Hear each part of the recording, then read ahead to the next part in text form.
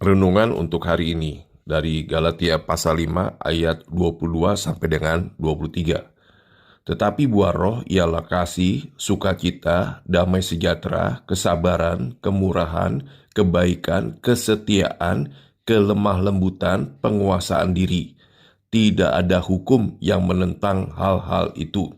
Nah, banyak sekali dari kita sebagai orang-orang percaya, kita mengira buah roh ini hanya sebagai suatu daftar dari sifat-sifat yang baik, yang menyenangkan, yang membantu peningkatan kepribadian kita.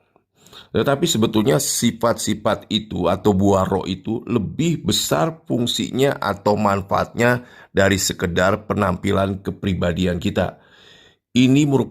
Buah roh ini merupakan kuasa rohani yang murni dan dahsyat. Menurut Alkitab, kasih itu sedemikian ampuh sehingga itu tidak pernah gagal.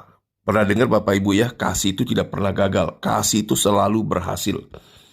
Kesabaran itu sedemikian berkuasa sehingga tidak dapat dihentikan. Kalau kita pernah baca di dalam Alkitab, di dalam Amsal pasal 16 ayat 32, dikatakan demikian, orang yang sabar melebihi seorang pahlawan.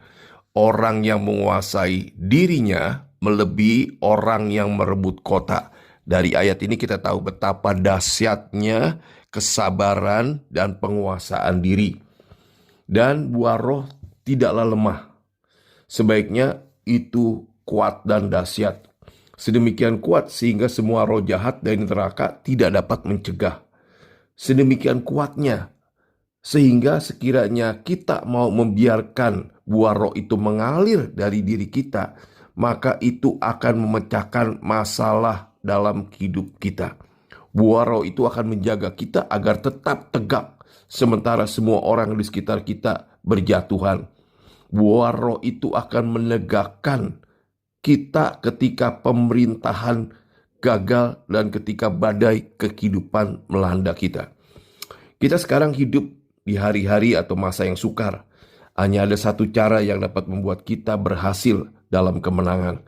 Kita harus mulai menyalurkan buah roh yang ampuh dan dahsyat yang telah ditaruh Tuhan dalam diri kita. Percayalah, jika kita dilahirkan baru, maka buah roh itu hadir ada dalam diri kita. Dan kita harus belajar untuk menyerah pada buah roh itu. Dan juga kita harus sadar bahwa buah roh itu dihasilkan karena hubungan intim kita dengan Tuhan Yesus. Dikatakan kita harus melekat pada pokok